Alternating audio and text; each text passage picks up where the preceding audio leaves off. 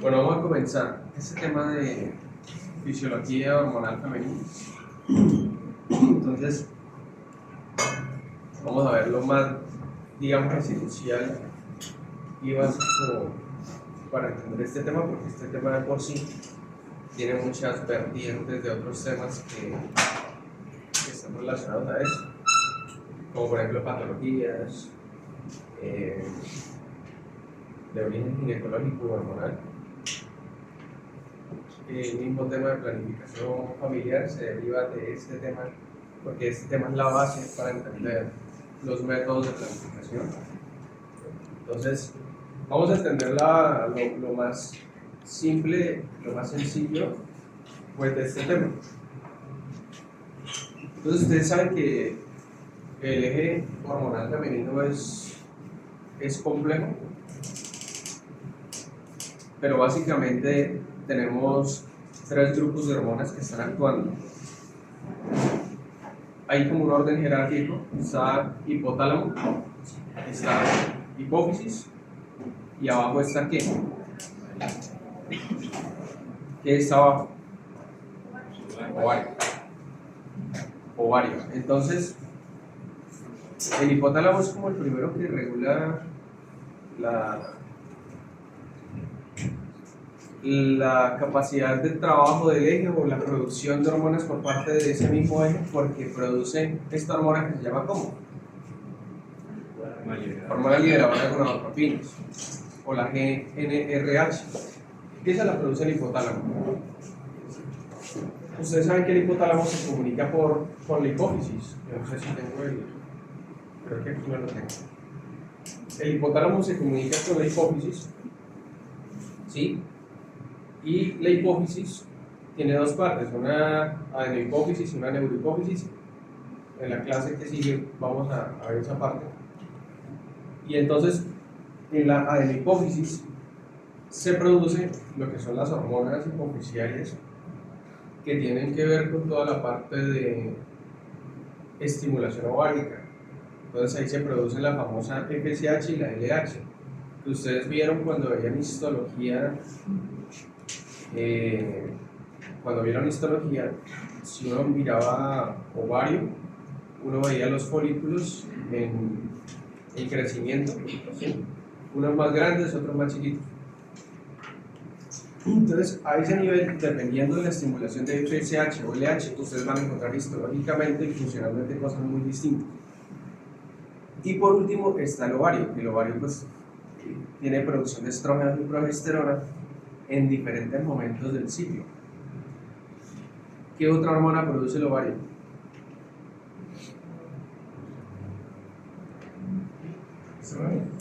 Estrógeno ya. Estrógeno y progesterona.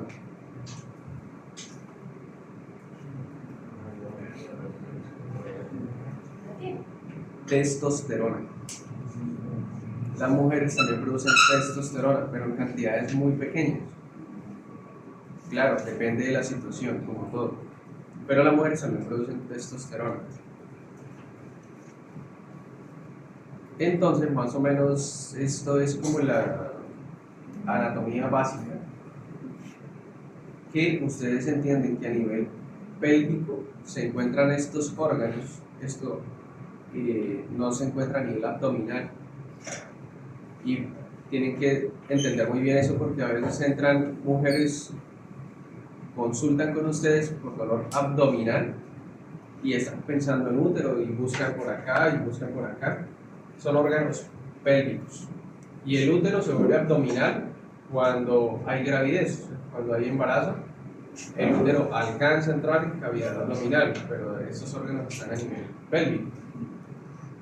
Y como ustedes ven, se encuentran muy juntos, en un espacio muy pequeño. Ustedes ven acá que está recto.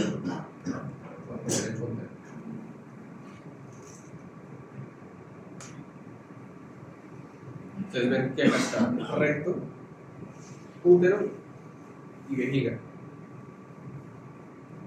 cualquier crecimiento, masa, inflamación de cualquiera de estos puede, digamos, afectar la funcionalidad de los demás, ¿sí?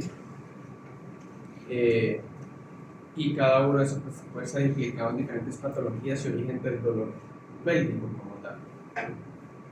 Por ejemplo, un origen de dolor pélvico en mujeres puede ser una infección urinaria, sobre todo la sensibilidad en la zona suprapúbica. Puede ser de origen intestinal rectal, que esté con cólicos, ¿sí? Algún tipo de obstrucción intestinal que tenga, o puede ser, sí, como tal, de origen ginecológico, ¿sí? Puede ser algún mioma uterino, o una enfermedad pélvica inflamatoria, ¿sí? O una enfermedad de los anexos, o sea, las trompas y los ovarios. Es importante que aprendan la anatomía básica femenina, muchachos, sobre todo los hombres. Y yo les decía, el semestre pasado les contaba que cuando estábamos en internado, un compañero estábamos en gineco, y la doctora del servicio, que todavía está, ella es una médico general que lleva muchísimo tiempo ahí, nos ordenó colocar una sonda, y él se fue así, y intentaba, y se aventó la clásica, intentando sondearla por clítoris, no encontraba. Entonces tienen que ver muy bien, miren fotos, miren libros, miren videos, miren lo que necesiten para que se orienten un poquito. De hecho, en la consulta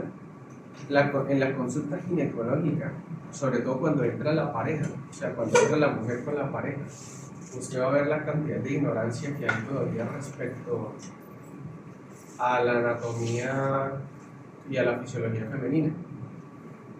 Y por ejemplo, también me pasó con un señor con 40 años, un poquito más, con la mujer, y estamos en el desarrollo de la consulta y él interrumpe y él interrumpe para preguntar que cómo así que las mujeres no orinaban por vagina, que él creía que por ahí mismo, o sea, sí es ahí mismo, pero no hay literal mismo, o sea, todas las estructuras están muy juntas, pero son canales muy diferentes. Y para el Señor era inconcebible eso. ¿Por qué? Porque los hombres sí compartimos la uretra, sí, que es sirve con el mismo canal eyaculatorio. Las mujeres no. ¿Por qué? Porque el pH vaginal es muy diferente.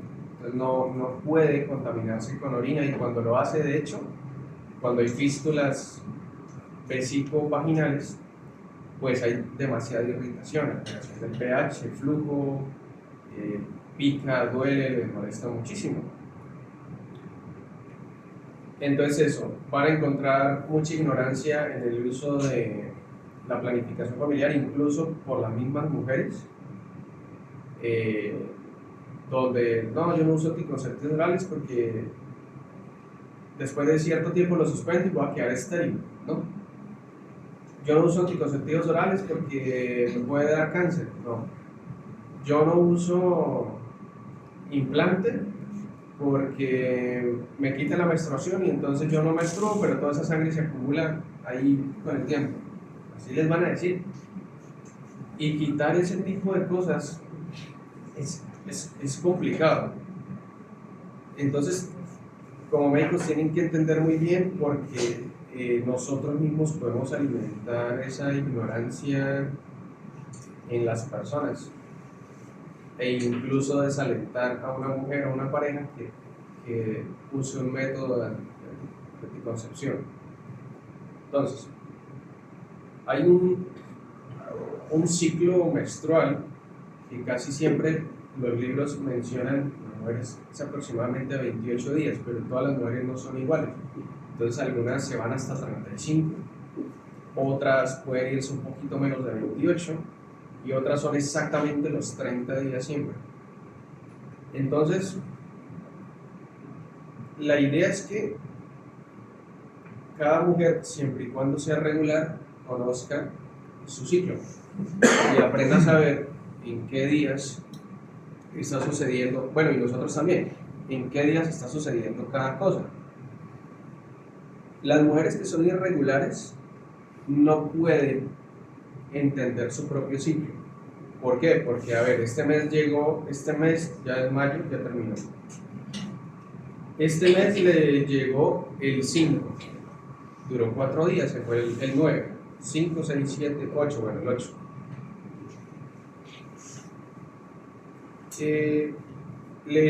En una mujer regular, ¿a cuándo le va a llegar? ¿Le llega por el 4, el 5 o una variación de 3 o 4 días más o menos el otro mes? Pero hay mujeres que no, se le llegó ahorita el 5, el otro mes le va a llegar el 28 de junio. El otro mes ya no le va a llegar el 28 de junio, sino que se adelanta 10 o 15 días. Y es difícil para ellas predecir el ciclo. Incluso pueden irse al extremo de que pueden llegar a menstruar casi aproximadamente cada 15 días. O incluso irse más lejos. Entonces le llega la menstruación cada 2 meses. ¿Sí? Entonces, en estas mujeres es muy difícil obviamente predecir el ciclo, y esta irregularidad del ciclo comprende algún tipo de desorden que toca estudiar. Esto que les voy a decir es para quien es regular, o sea, para la mujer que es regular. Normalmente toman el ciclo de 28 días y lo parten en 2 ciclos de 14. Y el primer día del ciclo lo toman, ¿sí?, el día 0, como el primer día que está llegando la menstruación, o sea, el primer día que inicia la menstruación. Ejemplo, a una mujer le llega la menstruación el 5 de este mes de mayo. Ese es el día, para nosotros acá, el día 0. Es el día 5 del mes, es el día 0 del ciclo. Le dura 4 días, como se dan cuenta ahí, le dura 4 días la menstruación, ¿sí? Y los días siguen corriendo hasta que llega a la mitad del ciclo. ¿Qué sucede en este tiempo? Hay una menstruación que es la descamación o la muerte de las células del endometrio, que previamente estaba engrosado esperando que hubiera fecundación, pero no hubo. Al no haber fecundación, no hay una señal de vida que mantenga ese endometrio vivo. Ustedes saben que el endometrio, pues, es la capa más interna del útero. Está endometrio, luego sigue ¿qué? Miometrio, ¿sí? Y luego ya lo que es la parte de recubrimiento del órgano. Entonces, el endometrio simplemente son epitelio con estroma, que son glándulas. Cuando se pierde la señal de supervivencia, todas esas estructuras celulares se mueren y se caen, y al caer dejan descubiertos capilares sanguíneos, y esos capilares sangran. Entonces va a durar más o menos 4 días la menstruación, digamos que dura los 4 días, donde está eliminando todo este material celular y glandular, y posterior a esto, en estos días ya empieza a actuar la FSH. Resulta que la GnRH hipotalámica es la única hormona que estimula la producción de FSH y LH. Es decir, la hipófisis produce FSH y LH con un único estímulo, que es este. Si ustedes se dan cuenta, esto representa un problema, porque el problema es cómo distingue el cuerpo entre producir FSH o LH si el estímulo es el mismo. Es como que yo con la estimulación de la hormona estimulante de la tiroides produjera hormona tiroidea, y produjera, no sé, insulina. ¿Cómo hago yo para saber? Estoy dándoles un ejemplo muy loco. Que al ser estimulada por la hormona estimulante de tiroides, ¿qué voy a producir? ¿Una hormona tiroidea o insulina? ¿Cómo haría? Entonces es algo muy parecido a lo que sucede acá. Pero este ejemplo sí es real. ¿Cómo hago yo a nivel hipotalámico, a nivel hipofisiario, perdón, para saber si tengo que producir FSH o LH? Ya que el estímulo hormonal es único, o sea, es una única hormona la que me está estimulando la producción de estas dos hormonas. Y las dos no se producen en igual cantidad. En la primera parte del ciclo predomina la FSH, que es la folículo estimulante. Y la LH se eleva sobre todo en la mitad del ciclo, cuando es la ovulación, y ahí se mantiene más o menos estable. ¿Cómo hace el cuerpo? ¿Cómo creen? ¿Cómo hace para distinguir qué tipo de hormona tienen que?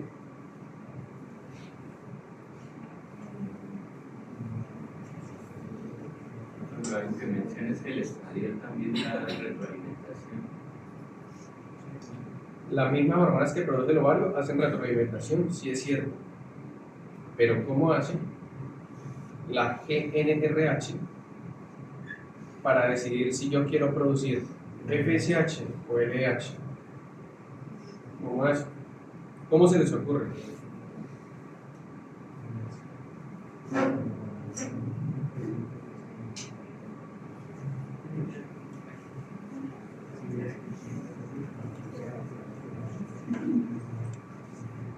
Se hace a través de pulsos.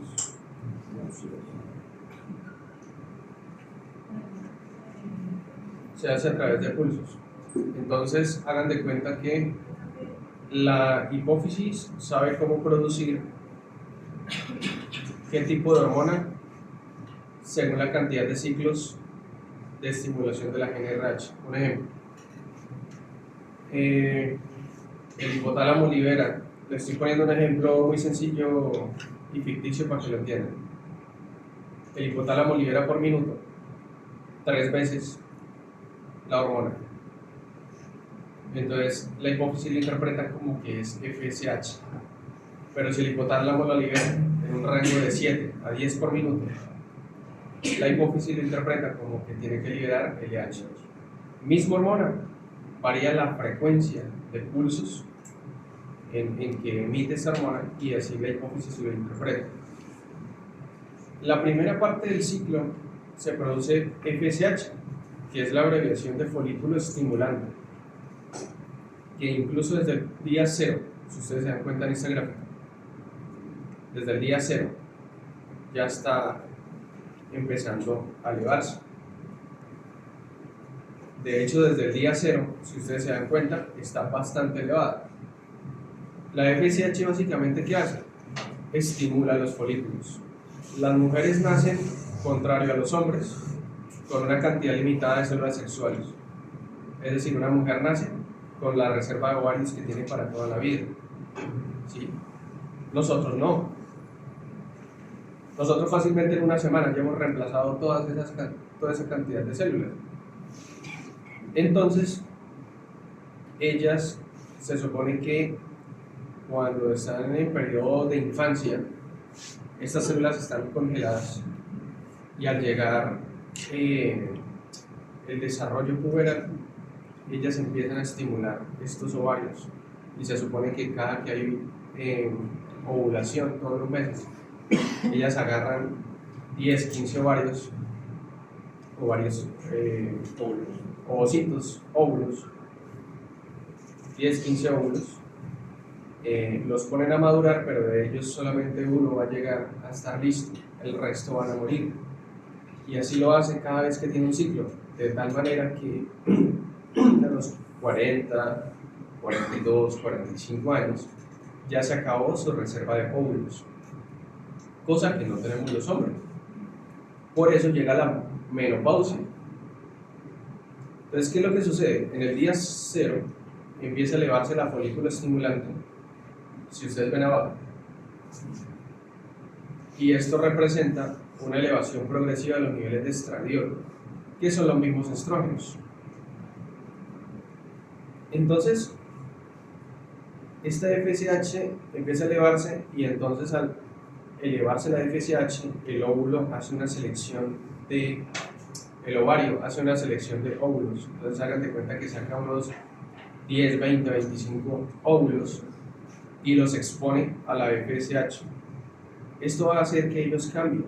Van a tener unos cambios histológicos que ustedes los vieron cuando estudiaban histología, donde unos se ven más pequeños, unos se ven ya con un recubrimiento doble capa, otro ya es un folículo grafiano, está muy grande, lleno de líquido. ¿Y qué es lo que sucede? Ahí aplica la selección natural. No todos los óvulos son tan sensibles a la FSH. Es decir, hay óvulos que sí son muy sensibles, otros que no. Hay óvulos que necesitan demasiada FSH para sobrevivir y hay óvulos que por su configuración no la necesitan. ¿Esto qué hace? Que el óvulo selecciona a los más aptos y el ovario selecciona a los más aptos o los más fuertes, porque a medida que va llegando y se va acercando al día 14, la cantidad de FSH que produce la hipófisis empieza a disminuir. Eso hace que muchos óvulos que estaban en proceso de maduración empiecen a morir porque necesitan muchísima FSH para mantenerse con vida. Pero solamente aquellos que no necesiten una cantidad tan elevada de FSH y puedan sobrevivir con la cantidad mínima van a llegar a la maduración completa. Esto es una selección y hace que entonces estos óvulos que necesitaban demasiadas señales de supervivencia empiecen a morir, de tal manera que casi siempre queda uno solo. En algunos momentos extraordinarios puede quedar más de uno, y ahí es cuando se libera más de un óvulo al momento de la ovulación, que pueden ser fecundados. Al día 14, más o menos en la mitad del ciclo, la hipófisis produce un pico de elevación nuevamente de FSH y LH. Es un pico súbito que dura unas cuantas horas, y esta elevación súbita de los niveles de FSH y LH hace que este folículo maduro se rompa y libere un ovocito maduro listo para fecundar. Este cuerpo queda vacío, el ovocito sale y puede ser recibido por las trompas, acá, por las fimbrias de las trompas, y si la mujer tiene unas trompas competentes, ellas van a conducir el óvulo hacia el interior del útero, hacia esta zona que es el fondo del útero. Si la mujer no tiene unas trompas competentes, ¿qué sucede? El óvulo puede quedarse en cualquier trayecto de esto. Cuando la mujer tiene la relación sexual, se eyacula, ellos viajan, se meten en las trompas y fecundan el óvulo acá. Eso se llama un embarazo ectópico. Entonces, el embarazo que tenía que ser aquí, termina sucediendo aquí. La mayoría de las veces sucede acá, en un 90 y pico de las veces en la ampolla. Esta zona se llama la ampolla. Un porcentaje menor sucede acá en el istmo. Un porcentaje más chiquito todavía sucede dentro del mismo ovario. Y un porcentaje más raro todavía sucede por fuera. ¿Sí? El óvulo de alguna manera sale de la región peritoneal y se fecunda ahí en esa zona. Y otros más raros todavía, cervicales. El óvulo logra bajar, pero no se implanta aquí, sino que baja y se implanta en región cervical, o sea, en el cuello del útero. Eso es inviable. Entonces, esos embarazos se pierden. Esos son los embarazos ectópicos. Esa es más o menos la dinámica. Entonces, acá en este día es el día de ovulación, y acá eso casi siempre es en mitad del ciclo, pero no en todas las mujeres es exactamente en el día 14. Es decir, si una mujer tiene un ciclo de 28 días, la ovulación no siempre va a ser exactamente el día 14. ¿Sí? Puede ser el día 12, puede ser el día 16, más o menos una variación de 4 días. 3 días hacia acá, 3 días hacia allá, más o menos. Por eso es necesario que hoy conozcan cuáles son los días fértiles. ¿Y los días fértiles cuáles serían? Estos serían los días fértiles. Técnicamente es de aquí, de ovulación hacia allá. No puedo tener días fértiles antes de la ovulación, sino que me voy hacia atrás porque a mí no me consta que sea el día 14. Puede que ovule el día 13. ¿Sí? Y entonces usted dice, ay no, pues ella tiene un ciclo 28, el día 14 estará ovulando, entonces el día 13, normal sin preservativo, que no pasa nada. Mami, sin miedo, le dice. Y no. Uno, porque a usted no le consta que la ovulación vaya a ser exactamente el día 14 y no sabe ni siquiera qué hora. Y lo otro, el espermatozoide puede durar hasta más de 48 hasta 72 horas vivo dentro del ambiente uterino. Entonces fácilmente, aunque usted tuvo la relación con ella, ¿sí?, antes del día 14, el espermatozoide fácilmente puede esperarse tranquilito hasta que sí llegue esa fecha de ovulación. Entonces, por eso tienen que tener presente esta fecha, que son los días fértiles. ¿Cuáles son los días que son infértiles? ¿Cuáles creen ustedes?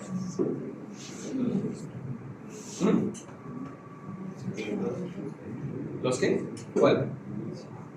¿Cuál? Técnicamente, de aquí hacia atrás. De aquí hacia atrás. El problema es lo que les digo, la variación de los días fértiles. Muchas mujeres saben cuándo están en días fértiles porque hay cambios hormonales secundarios a este pico que ustedes ven acá. ¿Sí? Y es curioso porque muchas mujeres refieren, o no sé si han escuchado un mito popular que dice, uy, está ovulando, porque la ven más bonita de repente, o la ven con la piel más tersa, y entonces dicen así, el lenguaje popular, está ovulando. Pero si usted se da cuenta, en la ovulación caen las hormonas femeninas, cae el estradiol, sobre todo. Entonces, muchas en este periodo de ovulación no se sienten tan bien realmente, no se sienten ni tan bonitas ni tan estables mentalmente, porque esto causa muchos cambios. Esta caída que ustedes ven acá causa muchos cambios en la parte mental, hormonal y en la parte de comportamiento. Entonces pueden haber muchas emociones por acá cerca de esta fecha. En algunas, otras ni siquiera se percatarán. Y por esta fecha suelen haber, en estas fechas cercanas suelen haber cambios, como por ejemplo, los libros mencionan incrementos de la temperatura vaginal. ¿Sí? Entonces hay parejas que con el incremento de temperatura vaginal se dan cuenta que están en días fértiles, entonces se ponen preservativo. Por los mismos cambios de humor, cambios a nivel mamario.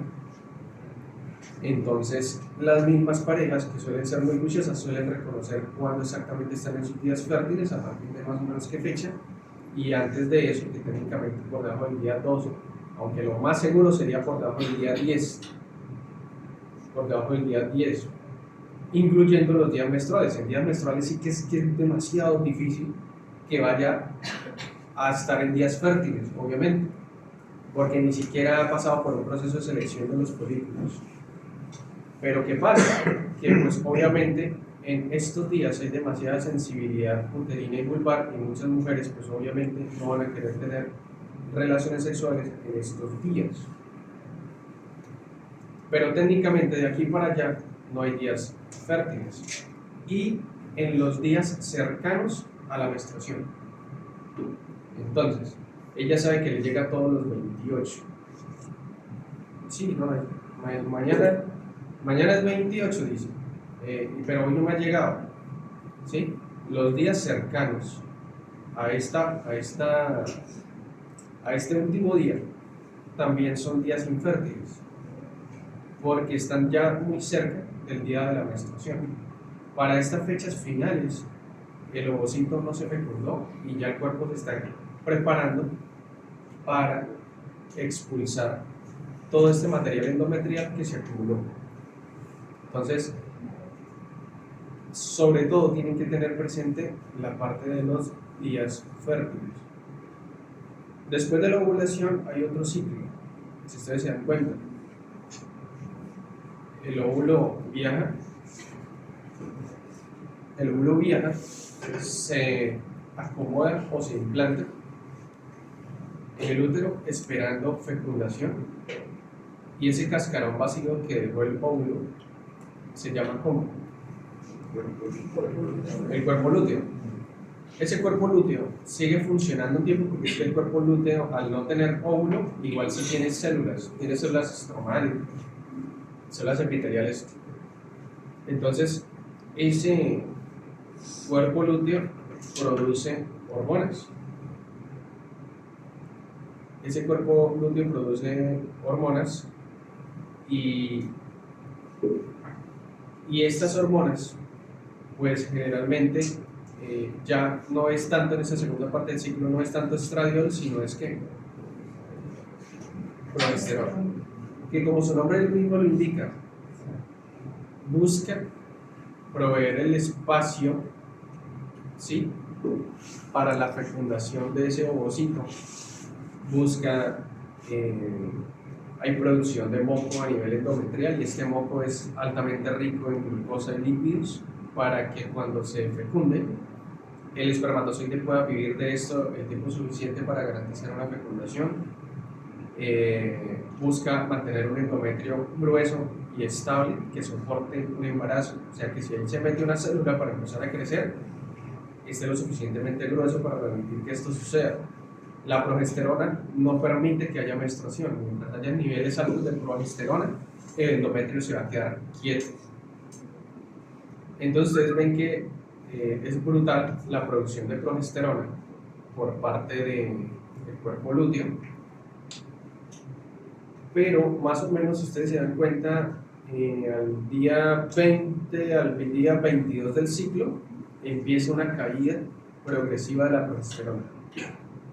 Esto es debido a que el ovocito que estaba implantado detectó que no hubo ningún tipo de fecundación, y el cuerpo lúteo que estaba allá, si el ovocito no está fecundado para esta fecha, el ovocito fecundado produce ciertas hormonas que mantienen el cuerpo lúteo con vida un tiempo más para seguir produciendo progesterona. Luego, cuando el embarazo está lo suficientemente avanzado, ¿sí?, el mismo producto del embarazo, ¿sí?, las mismas células que forman el corión y el amnios se encargan de producir su propia progesterona y ya no dependen del cuerpo lúteo. Pero para esta fecha estamos dependiendo del cuerpo lúteo, y al no haber fecundación caen los niveles de progesterona. Acá podríamos decir que para esta fecha, técnicamente, ¿sí?, técnicamente empieza a haber cierta infertilidad, porque al no fecundarse, pues caen estos niveles y ya empieza el proceso de degradación endometrial. Entonces, si estamos muy cerca de las fechas menstruales, técnicamente ya hay, pues no hay peligro, pero como les digo, eso depende mucho de la mujer también. Al caer los niveles de progesterona, pues casi que llegan a su nivel mínimo para el final del ciclo, y ese día pues empieza la menstruación y el ciclo se reinicia nuevamente. ¿Sí entendimos hasta ahí? ¿Sí me dice entender o no? Entonces, hasta acá este día termina por la caída de los niveles de progesterona que mantenían con vida esas células endometriales y estromales. Y entonces comienza el proceso de degradación nuevamente. ¿Qué sucede? Que al tener dos ciclos diferentes, una primera mitad del ciclo con una hormona, una segunda con otra, la mujer experimenta cambios y puede llegar a tener pues cambios o sentirse diferentes según la etapa del ciclo en la que estén. En la primera parte del ciclo, hasta el día ovulatorio, los niveles altos de estradiol, que son hormonas femeninas, ¿qué pueden causar? ¿Qué efecto pueden tener? ¿Qué creen ustedes?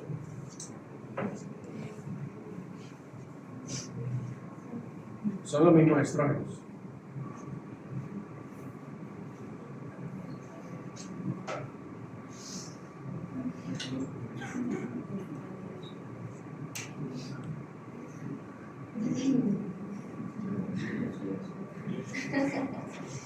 ¿Qué producen? ¿Qué efectos produce en la mujer estas hormonas?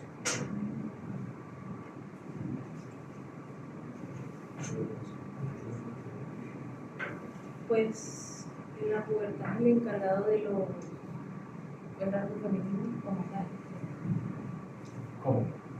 pues el aumento de los senos.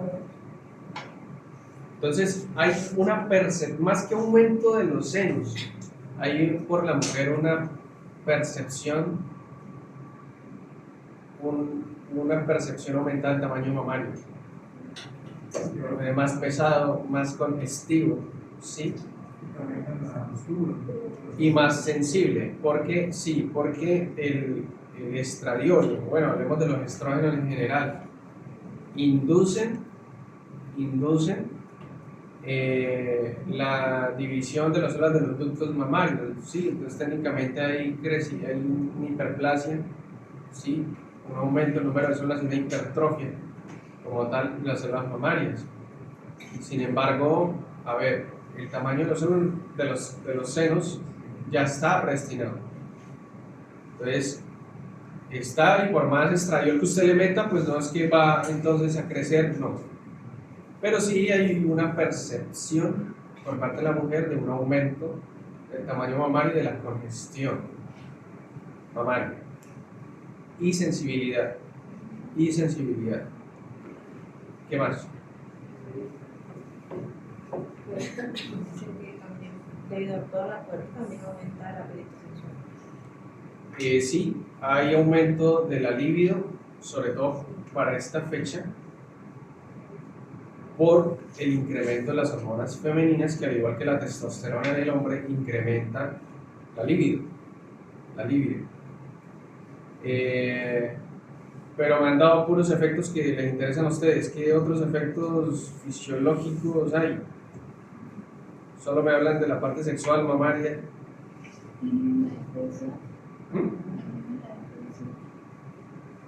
Sí. Pues, como tal prepara Sí. el endometrio para ser fecundado, función como tal. Sí, exactamente. Bueno, la compañera dijo algo importante. Inhibición de la FSH, sí. A medida que el ovario, en la primera parte del ciclo, ustedes se dan cuenta que incrementa exponencialmente la producción de estradiol, el estradiol hace regulación negativa o retroalimentación negativa. ¿Hacia quién? Hacia la FSH.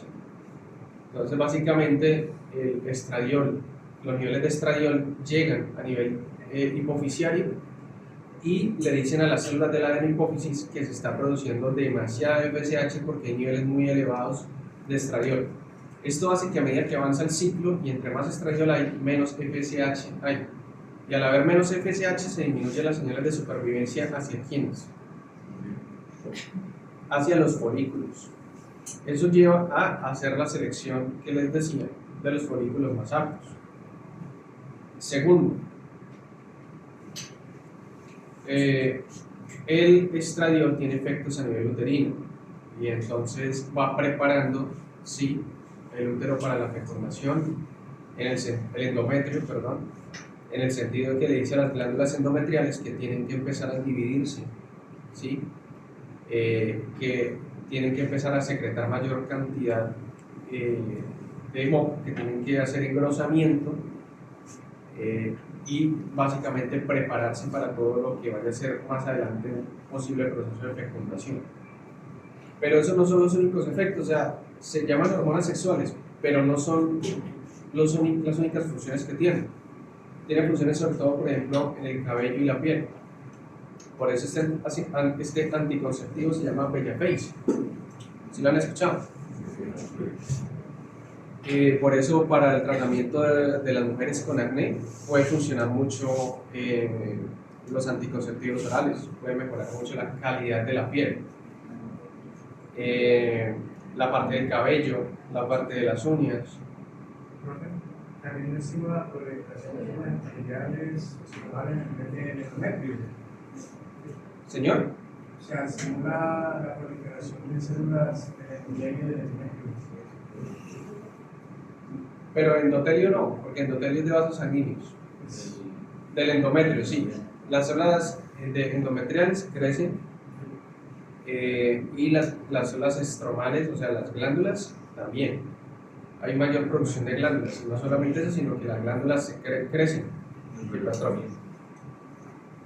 Pero el estradiol tiene efectos a nivel óseo, por ejemplo. Estimula la mineralización ósea, la calidad del hueso, Y tiende a inhibir los osteoclastos.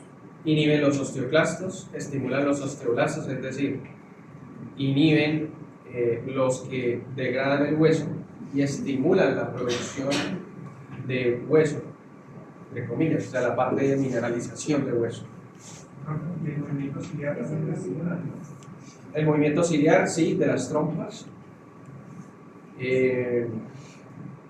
Incluso también puede tener efectos sobre la contracción a nivel uterino.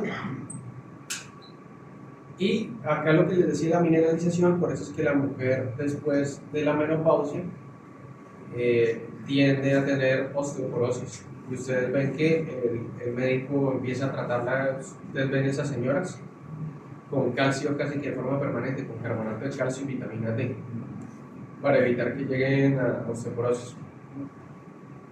Los estrógenos se habían hasta hace un tiempo, se estaban relacionando con protección cardiovascular. Entonces le atribuían a los estrógenos la razón de por qué las mujeres y los hombres no tienen infartos a la misma edad. Entonces aparentemente antes de la menopausia los hombres tienen un riesgo como casi como 10-1 o algo así versus mujeres de tener un infarto. Pero cuando las mujeres llegan a menopausia, este riesgo se iguala. Entonces aparentemente relacionaban los niveles de estrógenos con protección cardiovascular. Sin embargo, esto se está refutando y aparentemente no es tan así, porque resulta que los estrógenos en niveles altos pueden tener efecto mineralocorticoide. O sea que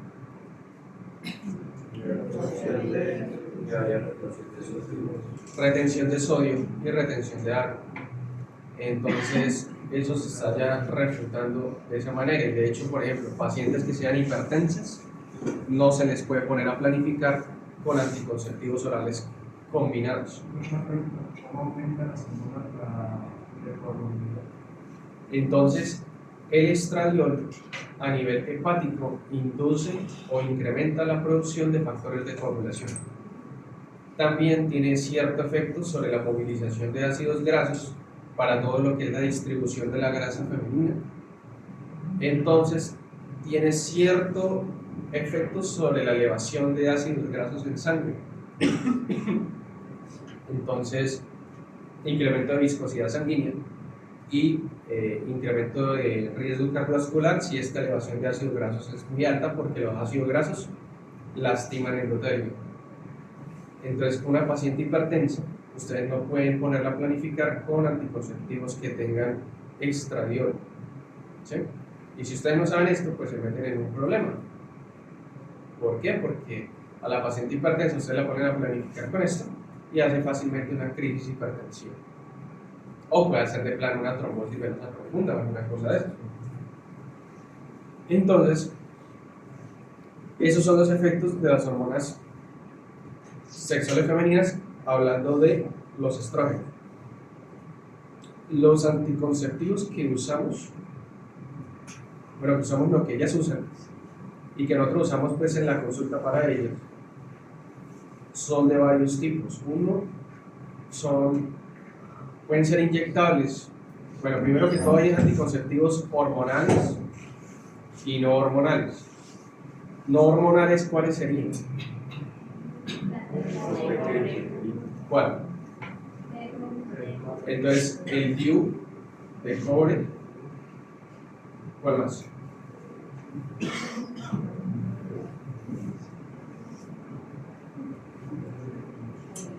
¿Cuál otro es un anticonceptivo, un método no hormonal?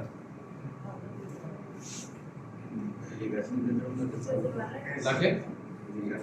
Sí, la esterilización quirúrgica femenina es un método no hormonal. ¿Qué más? El preservativo masculino y femenino, que las mujeres también tienen, es un método de barrera, es no hormonal y sobre todo protege contra ITS. ¿Cuál más? Hay entonces métodos químicos, como por ejemplo espermicidas, que no se recomiendan, los métodos de barrera, el método del ritmo, es en sí mismo un método no hormonal, porque no utiliza hormonas, pero es altamente impreciso. Es altamente impreciso. El método del ritmo no se refiere a que usted ponga reggaetón y mantenga un nivel constante, ¿sí?, de acción ahí después de perreo, sino que el método del ritmo se refiere a llevar el calendario, esto, pero es impreciso, porque aunque ustedes tengan una pareja,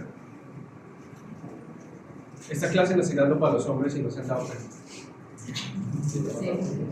Para los muchachos, que aunque ustedes tengan una pareja que tenga ciclos de 28, irregular, o sea, que sea regular, no sabemos precisamente en qué día va a ovular, ¿sí? No sabemos precisamente, entonces es un método bastante impreciso, ¿sí?, que de utilizarse debería combinarse igual con el preservativo. Entonces, pues, nada. Ahora los métodos hormonales, que son la gran mayoría, hay de diferentes tipos. Pueden ser orales, pueden ser inyectables. Los orales, pues obviamente son tabletas o comprimidos, que si ustedes lo miran, vienen como... es un blister grande y viene marcado los días del mes. Es 1, 2, 3. Entonces, cuando lo inician a tomar, técnicamente ellos vienen para que lo utilice 28 días y casi todos vienen para ser utilizado lo que debería ser del ciclo, casi siempre 28, por lo que ayudan a regular la ansiedad irregular. Y tienen unos días de descanso. Esos días de descanso puede ser que el blister no traiga pastillas, ¿sí? Puede ser que el blister no traiga pastillas o que de plano sí traiga las 28 pastillas, pero esas 28 pastillas no todas tienen efecto hormonal. Entonces, casi todos vienen de 28 más o menos el blister, pero las hormonales van hasta ¿qué día? Niñas que han utilizado hasta 21. Entonces, la mayoría de ellos traen 21 tableticas que son hormonales, las terminan y las otras tableticas ellas las siguen tomando, pero esas tabletas son placebo, no tienen nada. ¿Por qué vienen entonces? Para que ellas no pierdan el ritmo de estar tomando la pastilla diaria. Entonces, esos días ellas duran desde el día 21 hasta más o menos este día, duran sin efecto hormonal. Eso hace que se suspenda el efecto del estradiol y la progesterona, caen los efectos de progesterona y entonces a ella le llega la menstruación por esos días. O sea, no necesariamente es que hoy es el día 21 y mañana el día 22 uno la tomó y ya le llegó la menstruación, no necesariamente. Como hay blisters que solamente traen las 21 pastillas y suerte, y usted cuente los días en que va a durar sin pastillas y reinicie otra vez las 21 en el ciclo siguiente. Yo recomiendo que utilicen las que traen pastillitas de placebo. ¿Cuál es el problema? Que usted la puede utilizar sin problemas en una mujer que prácticamente no tenga antecedentes de nada, ¿sí? Y tiene efectos beneficiosos, como por ejemplo le regula la menstruación. Le regula la menstruación, puede tener efectos beneficiosos sobre la piel, sobre el acné, sobre el cabello, incluso sobre el estado de ánimo, pero el problema es que incluso en una mujer que el mismo anticonceptivo tenga efectos beneficiosos, en otra tiene efectos completamente opuestos. Entonces tiene que rotarlo, mirar otra marca que aunque tenga el mismo componente, si usted le cambia la casa comercial, los síntomas mejoran, aunque sea el mismo componente. Entonces tiene que mirar esa parte. Lo otro, que no tenga antecedentes de trombosis venosa profunda, ¿sí? Si es una mujer que tiene mucha vena varis y es obesa, ya con cuidado, porque tiene una predisposición alta a hacer trombosis venosa profunda por las venas varices y la obesidad. Muy probablemente esté hipertensa por ahí de lado.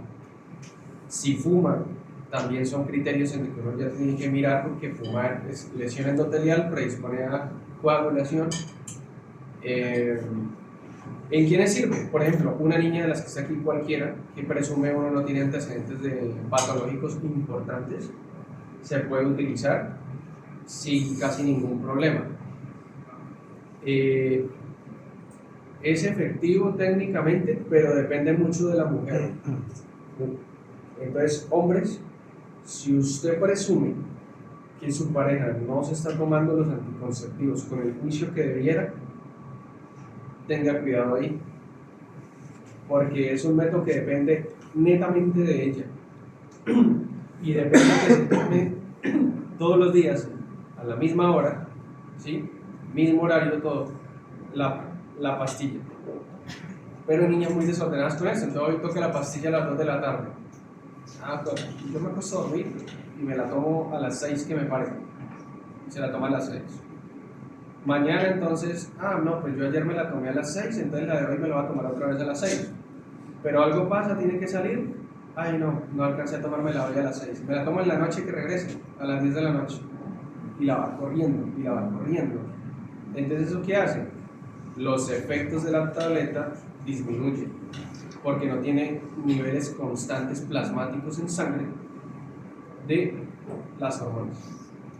¿Cómo funciona entonces el anticonceptivo? Básicamente le da dosis constantes de estradiol y progesterona. Es como si fuera una microdosis todos los días, que técnicamente es un poquito más elevada que la dosis fisiológica normal. Esto lo que hace es que va a mantener unos niveles plasmáticos de esto, que a nivel hipotalámico va a producir la caída de FSH y LH. Entonces técnicamente, si la muchacha tomó juiciosa la tableta todos estos días, ella no va a tener un óvulo que salga a madurarse, porque el óvulo nunca estuvo expuesto a la FSH. Entonces inhibe ese eje hipófisis ovario, y entonces no permite que, aunque haya eyaculación, no hay fecundación, porque nunca hubo liberación de un óvulo apto, ¿sí? Es un método efectivo siempre y cuando se use con responsabilidad, y lo que les digo, la mujer se lo tome todos los días, en la misma hora, que no sea una muchacha que de pronto sufre mucho de diarreas, que de pronto come cualquier cosa, colon irritables, diarreas, que sea una muchacha que de pronto toma mucho alcohol, disminuye muchísimo la efectividad, que sea una muchacha de pronto que tiene algún trastorno alimenticio y entonces, no, yo me percibo gorda y entonces este mes voy y como, pero vomito. Entonces comen y se inducen el vómito. Entonces, ¿qué pasa? Si se han tomado la pastilla, se tomaron la pastilla y tienen un vómito antes de las 2 horas de habérsela tomado, eso ya es perdido. no se alcanzó a absorber prácticamente nada, entonces tienen que reemplazarla con otra dosis. Entonces, si ustedes se dan cuenta, tiene muchos inconvenientes. Técnicamente tiene que ser una muchacha muy sana, que no tenga ninguna patología, que sea muy constante y muy juiciosa con eso. La otra forma de anticonceptivos combinados son los inyectables. Y los inyectables sí son más cómodos porque simplemente es una inyección mensual. Y esa inyección mensual tiene niveles altos. No es microdosis como venía la tableta, sino es un nivel alto de estradiol y progesterona porque es un inyectable combinado. Y entonces esa dosis se va liberando, como se coloca intramuscular, se va liberando en todo el mes. Técnicamente esa dosis que usted colocó inhibe la liberación de FSH y LH para que no haya una maduración de un ovocito, no haya ovulación, no haya nada. Entonces, aunque se tengan relaciones sexuales sin preservativo y haya eyaculación, pues nunca hubo un óvulo que fecundar. Ese es el fin de esos anticonceptivos. Y ese se coloca una inyección cada mes.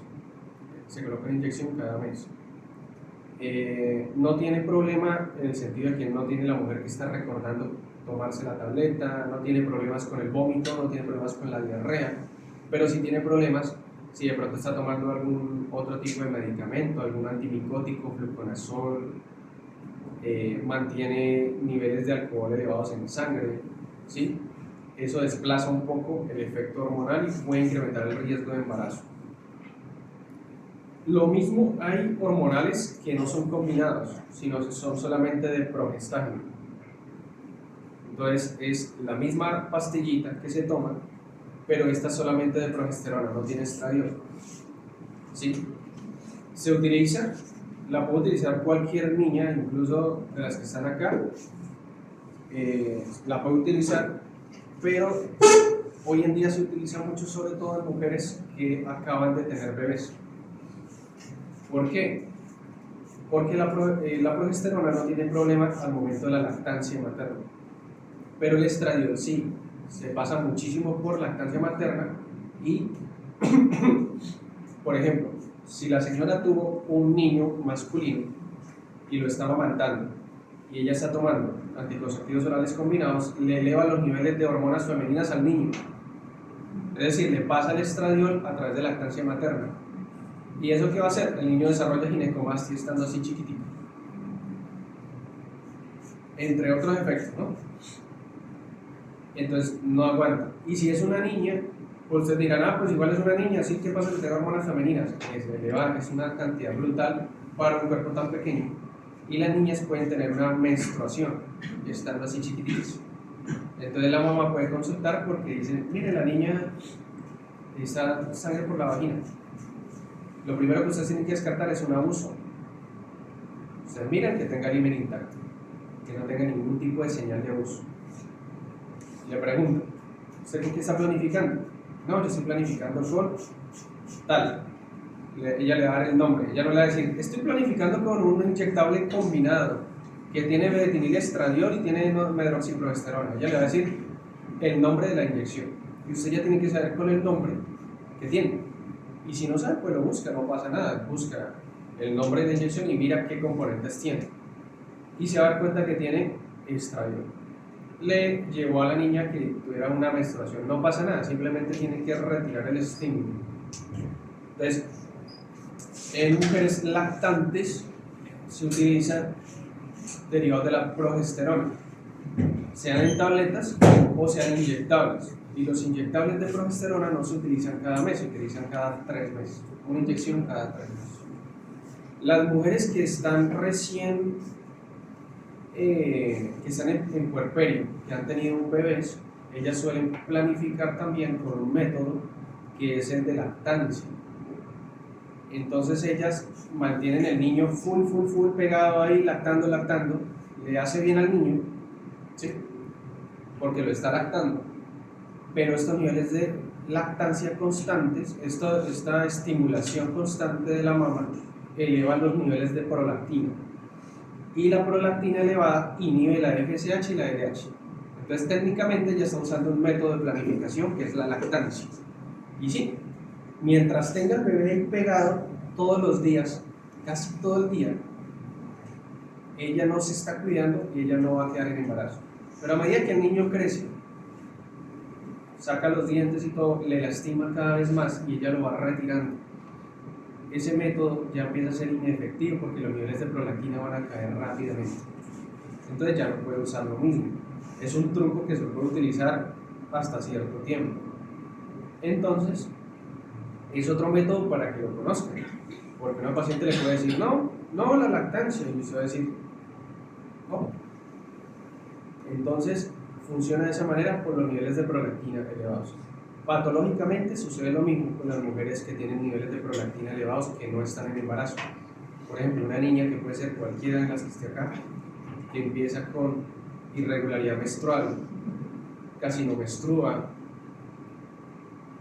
dice, no, mire, yo he intentado con mi pareja tener bebé y no nos cuidamos ni nada y no quedo en embarazo. Y, doctora, aparte, tengo una secreción rara, de color blanco, claro, por pezones.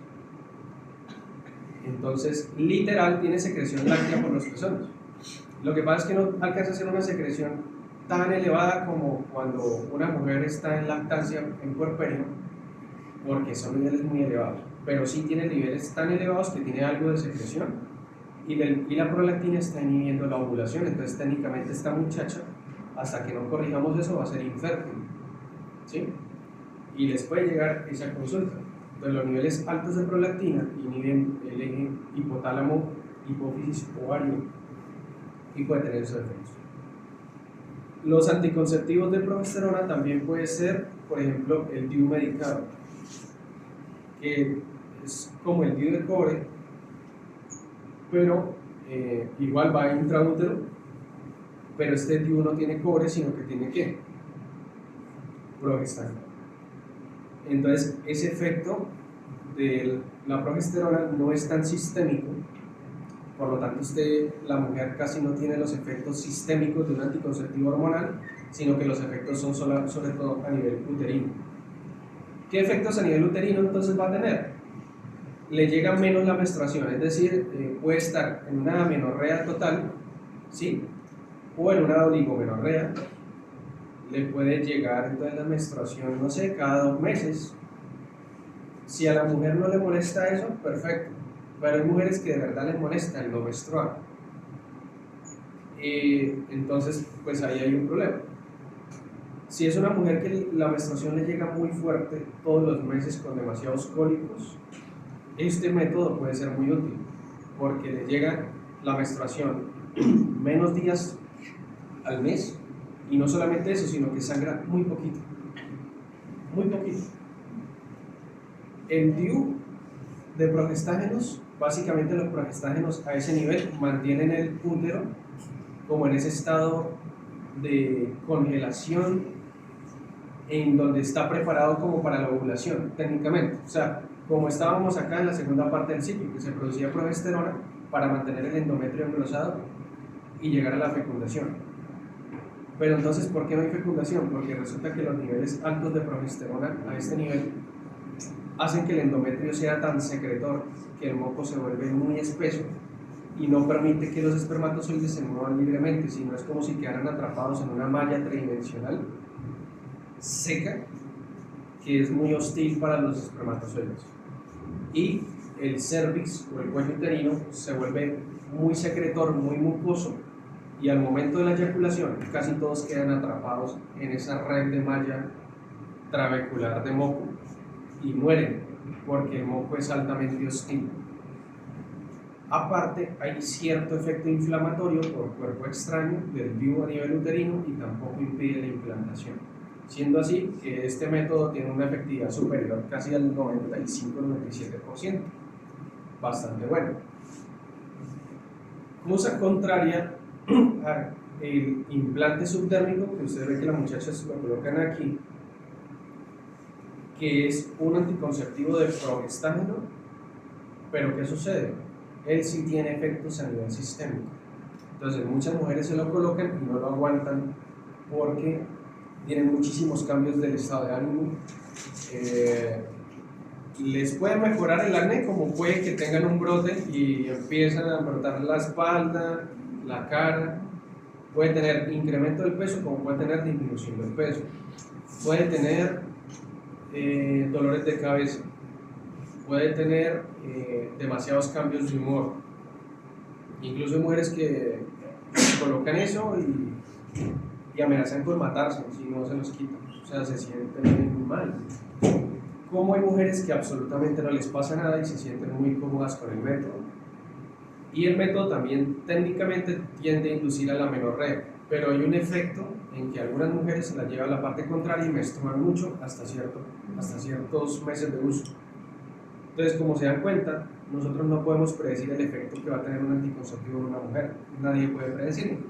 Usted se lo coloca, siempre y cuando ella lo acepte. Le dice que pruebe 1 o 2 meses, máximo 3 meses con él, que no vaya a desistir de él, porque casi siempre después del tercer mes de uso todo mejora. Y la efectividad del implante subtérmico también está sobre el 97%, es muy efectivo.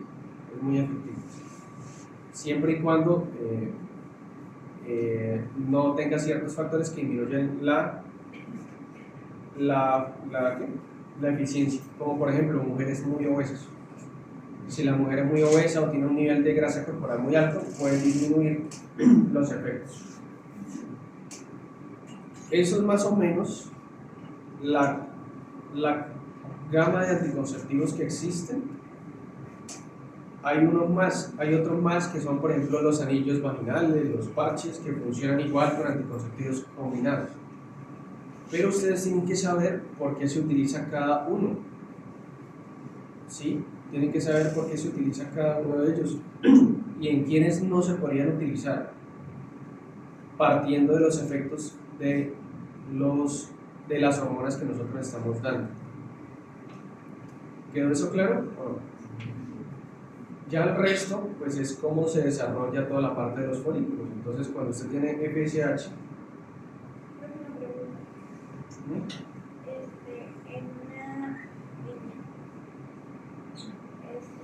¿en una qué? En una niña, es que cuando las chicas crecen, la mujer le llegaba ya el periodo normal. Y en la pandemia llegó como en marzo y no podemos llegar hasta agosto. Pero eso fue raro, ¿no? Pero en esos días, ¿cuántos años tenían esos días? 13. ¿Cómo? 13. 13.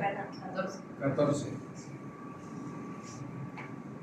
Lo que pasa es que cuando llega la primera menstruación, el primer año o 2 años, los primeros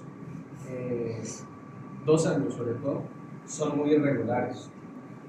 Y no, ¿por qué? Porque el eje apenas está madurando y empezando a alcanzar el nivel de funcionamiento óptimo. Entonces, las niñas pueden tener la primera menstruación, luego el siguiente mes vuelve y le llega, luego el siguiente ya no, luego el siguiente otra vez sí, y los primeros 2 años son muy irregulares. Hay que tener otra cosa en mente. Las causas de amenorrea, o sea, que no llegue la menstruación como debiera ser en el ciclo, son varias y entre ellas hay que descartar varios factores como por ejemplo niveles de estrés elevados, porque la elevación de los niveles de cortisol inhiben el eje.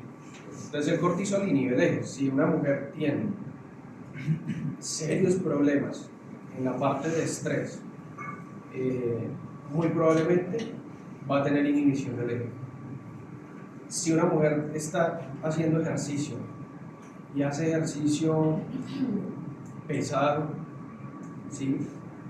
Deporte de alto rendimiento o gimnasio de plano, pero rutinas bastante pesadas, puede tener inhibición del eje.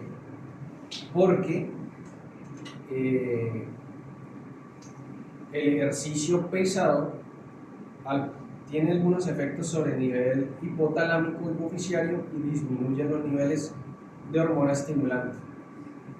O sea, a nivel hipotalámico disminuye los niveles de GnRH y a nivel hipofisiálico disminuye los niveles de FSH y LH, por lo tanto no hay maduración, todo lo que vimos. Y lo otro, que cuando las mujeres se entrenan de forma muy pesada, empiezan a tener algunos niveles elevados de testosterona. No tanto como para que vayan a tener signos virilizantes, no, pero sí empiezan a elevarse los niveles plasmáticos de testosterona fuera de los niveles normales, y eso puede tener un efecto inhibitorio. Las mujeres que son vegetarianas estrictas,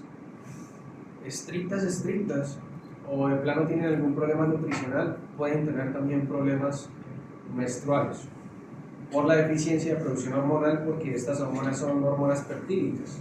Bueno, la GnRH, FSH y LH son de naturaleza peptídica, por lo tanto usted necesita unos niveles de proteínas óptimos para sustentar su producción, y el estradiol y progesterona son de naturaleza esteroidea, por lo tanto si la mujer tiene un nivel de grasa corporal muy bajo, pues no tiene cómo utilizar el colesterol para la síntesis de estas hormonas y pues no menstrua casi.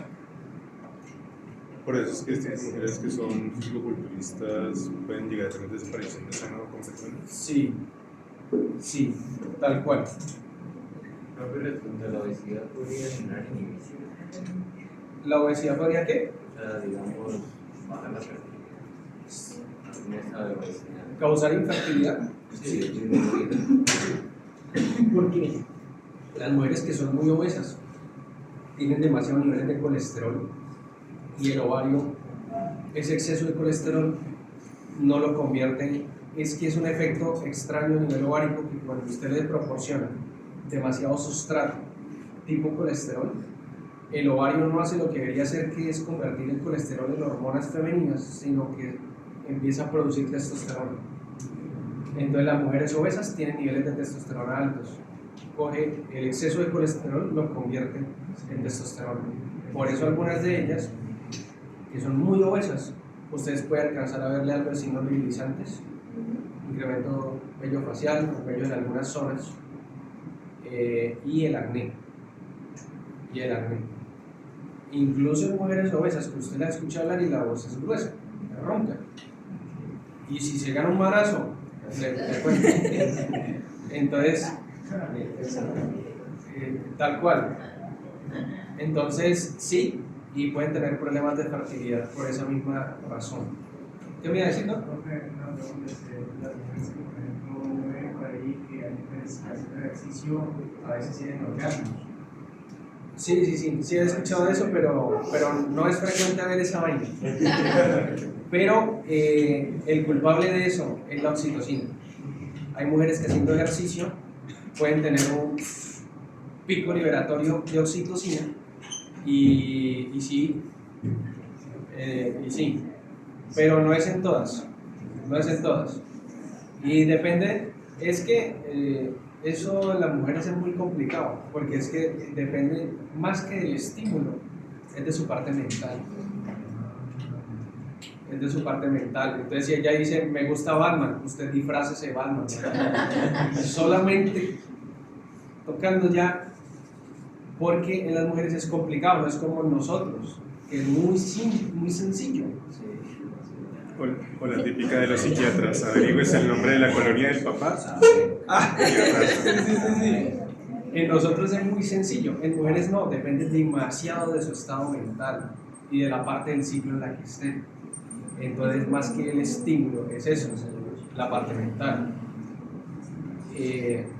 Bueno, entonces todo eso puede causar problemas menstruales, y pues usted tiene que saber qué es lo que sucede. Hay niñas que nunca llegan, o sea, tienes 16 años y, ay, pero tan raro, la niña no ha menstruado todavía. Usted tiene que mirar.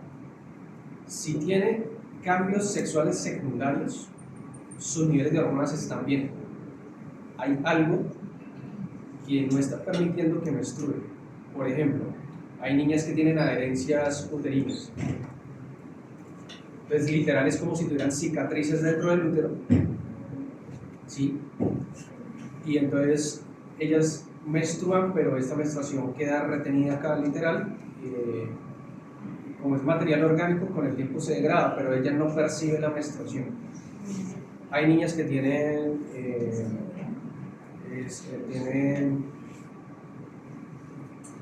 un canal cerrado vaginal. O sea, la vagina es un canal que se abre hacia el cuello uterino y el cuello uterino hacia el útero.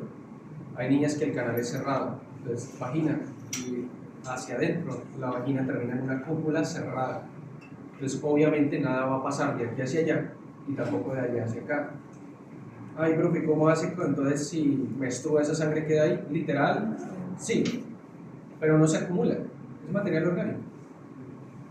Entonces, usted tiene que mirar si la niña tiene características sexuales secundarias, es decir, incremento del tamaño mamario, la distribución de grasa corporal, la cintura, la voz, la distribución del vello corporal. Ella tiene niveles de hormonas óptimos. El problema debe ser anatómico. ¿Sí? Si ella no tiene características sexuales secundarias, ella tiene deficiencia hormonal. Entonces es una niña que tiene deficiencia hormonal de crecimiento, porque la hormona de crecimiento incide en esto también. Usted puede tener toda la FSH y LH que quiera, pero si usted no puso a esa niña y la expuso a la hormona de crecimiento, ella nunca maduró para que sus células llegaran a reconocer esto. Entonces, en apariencia es una niña chiquita, con una voz muy aguda,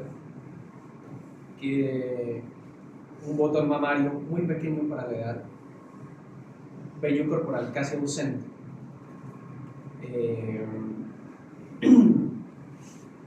tamaño de los brazos, tamaño de las piernas muy chiquito, no hay una distribución de la forma femenina, ni en glúteos ni en ninguna parte. Es una niña literal de 16, 17 años que no ha alcanzado su desarrollo.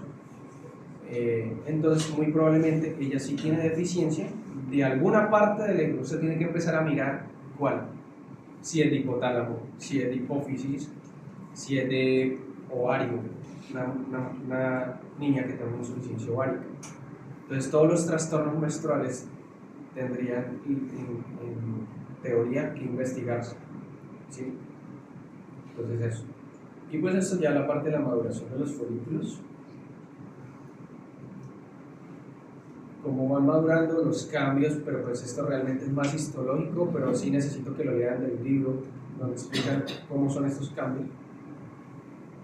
Miren, esto es un folículo maduro, estos son células estromales, estos son células epiteliales, y lo que se va a liberar es esto solamente. Esto es lo que va a ser fecundado, no esto. Y cuando esto sale, esto involuciona y se llama cuerpo lúteo. Si la mujer no quedó embarazada, ese cuerpo lúteo termina involucionando más, se llama corpus albicans y queda como una cicatriz. Si sacáramos el ovario de una mujer ya al final de su vida fértil, o sea, está llegando a la menopausia, y lo miráramos histológicamente, veríamos muchas cicatrices de color blanco. Durante toda su vida, todos esos cuerpos albicans que involucionaron y quedaron como cicatriz. Y veríamos prácticamente nulo presencia de folículos. Es un ovario funcional en el sentido que puede producir hormonas, pero que ya no produce folículos de estos. ¿Cuál es el problema? Hay algo que omití decirles. En el ovario, las células que producen el estradiol son estas, las células de la teca.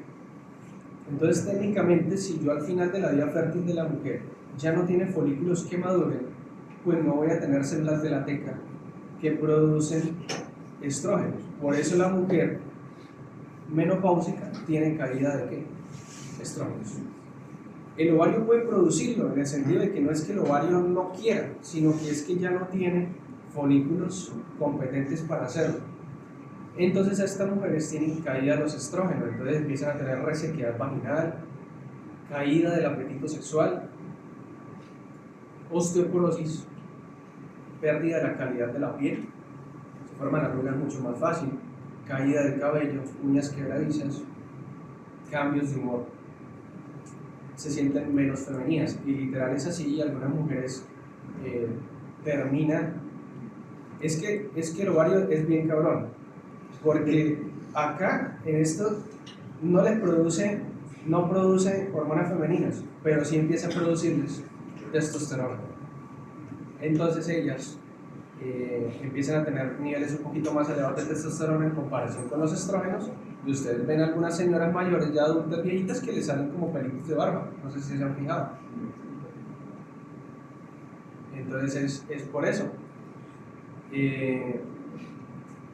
La caída brutal de los niveles de estrógenos, la resequedad vaginal que tiene y la pérdida total del apetito sexual. Entonces, por eso es que usted va y le dice, abuelito, ¿usted desde cuándo con el abuelo no? Y ella le dice, sí, mijo, eso desde hace como 30 años, la caída del apetito sexual. Entonces, es eso. Esto es, muchachos, más o menos. Yo les paso las presentaciones, hay más cositas ahí. Creo que si los hombres puede suceder, o sea, los hombres también tienen que vivir individuos con el tema de la edad. Depende del hombre y de la vida que haya llevado. Si mantiene unos niveles de masa muscular elevados, mantiene unos niveles, ha hecho ejercicio durante toda su vida, no es hipertenso o es diabético, y si lo es, por lo menos es controlado. Lo más probable es que no, que sí sea funcional. No tanto como cuando estamos en esta edad, pero sí porque lo que me lleva a mí, en el hombre, a que tenga disminución de la libido, o incluso puede querer, pero el problema es que ellos no mantienen la erección. Se pierde muy fácil o es intermitente. Es por caída de los niveles de testosterona, que se puede mejorar porque el testículo siempre va a producir testosterona. El testículo siempre está produciendo espermatozoides, incluso al final de la vida del hombre siempre lo hace. Y las células testiculares siempre producen testosterona. El problema es que la testosterona puede caer si usted no tiene niveles adecuados de colesterol, de HDL, ¿sí? Para mantener la regulación de la parte cardiovascular, disminuir los factores de riesgo cardiovascular, porque el problema ¿cuál es? Que por la obesidad o por los niveles más altos de grasa y por el envejecimiento, la calidad del riego sanguíneo disminuye mucho a nivel testicular, y los vasos sanguíneos a nivel pélvico y nivel peneano están ateromatosos, literal. Incluso los cuerpos cavernosos pueden tener tipo obstrucciones. Esto no permite que con el estímulo hormonal se llene lo suficientemente de sangre. Entonces, si usted disminuye el riesgo cardiovascular en la persona desde ya hasta que llegue a esa parte de su vida, va a tener un buen riego sanguíneo, y a nivel testicular también. La masa muscular está relacionada directamente con la producción de testosterona. Entonces, si tiene buena masa muscular, va a producir buenos niveles de testosterona. Y ya lo otro es su parte mental, porque si es un señor, un viejito que tiene mucho dolor de columna, dolor crónico, dolor neuropático, pues el dolor eleva los niveles de cortisol y él no va a tener apetito sexual, no lo va a tener, ¿sí? Entonces depende de la calidad de vejez que tenga, depende, y de la cantidad de plata también que tenga, porque ya un viejito de esa edad, o sea, no cualquiera, ¿no? Entonces depende de cómo se sienta mentalmente. Si se siente muy bien, usted va a ver personas que están hasta cierta edad y se ven muy bien y tienen un estado físico bastante bueno y practican ciclismo y no sé qué, y bueno, se ven bastante bien, pero hay otros que definitivamente no, ¿sí?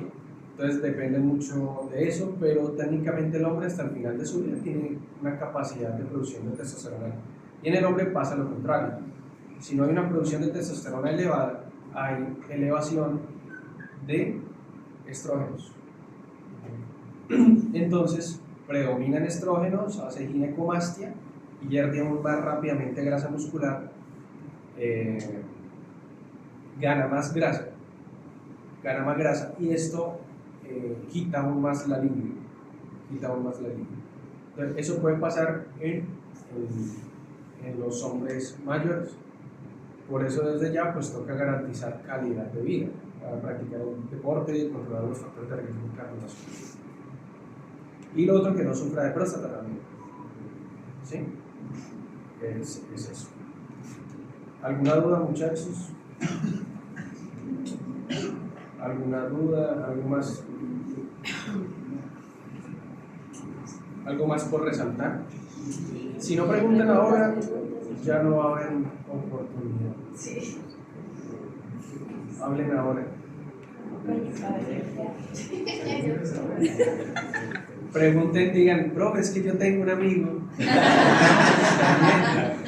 Está bien. Pero cuando usted dijo lo de la bebé que se llegaba con sacada que se revisara el índice, Literal, si uno toma a una niña o una mujer joven que no ha tenido relaciones y va a examinarla por algún motivo, uno quita labios mayores, se ven aquí labios menores, uno trata de abrir un poquito el canal vaginal sin entrar, solamente abriendo y mirando, ¿sí? Y se alcanza a ver una especie de barrera mucosa, ¿sí? En vagina, no en el introito vaginal, está más hacia adentro. Y eso se puede ver. Ustedes pueden buscar imágenes de eso. Siempre y cuando no haya habido, porque si usted va a examinar una mujer adulta, pues no se no va a encontrar nada, usted simplemente va a encontrar un canal vaginal permeable. ¿Sí? Esto se ve sobre todo en niñas. Ese es el IME, es como una barrera, es como epiteloide mucosa que se encuentra y que se pierde cuando hay penetración. Por eso ustedes a una niña o a una mujer joven que les dice que no ha iniciado relaciones sexuales, o usted tiene que preguntar, es una mujer de 19 años, 20, usted peca por asumir cosas y usted necesita enviarle una ecografía. Yo se la envío transvaginal. Es una muchacha de 20 años, ¿cómo no va a tener a estas alturas? ¿Cómo no va a haber tenido? Hombre. Y le envían una eco transvaginal y resulta que la muchacha no ha tenido su primera relación sexual. Papá, eso es demanda perdida. Ahí no hay quien lo salve. No hay quien lo salve. Y ella va a decir, sí, yo me estaba guardando para fulanito y no sé qué, y él ya, mejor dicho, y él me dijo que se casaba conmigo solamente si yo era señorita, y ahora se me lo quitó, y él es un magnate, y mejor dicho me iba a poner casa, carro, y yo me iba a ir con él, y entonces ahora usted me tiene que pagar eso. Y la demanda y le alega eso, le alega afectación mental, y le afecta, no estoy diciendo que no lo tenga, sino que ahí se va a pegar para demandar un montón de cosas. Y tiene razón, usted como lo preguntó. Entonces, no necesita preguntar siempre. A ver, si es una señora y en los antecedentes gesta 2 cesáreas y un aborto, usted no le va a preguntar, ay, ¿ya tuvo relaciones? Ahí sí. Pero si es una mujer joven, muchachos, como las señoritas que están acá, usted no se confíe y pregunte. Porque el momento de colocar el transductor del ecógrafo, pues hay una penetración.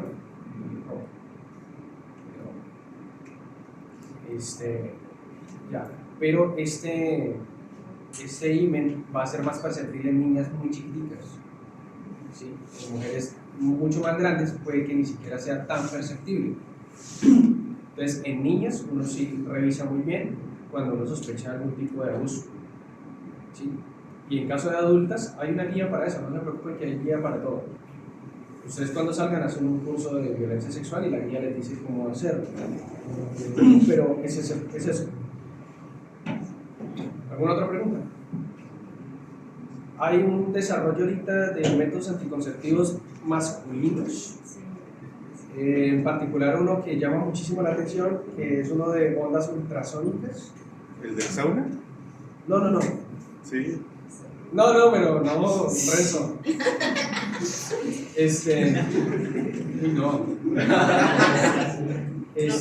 No, es supuestamente un aparatito, digamos como este, pero, o sea, está en fase de prueba, no está comercializado.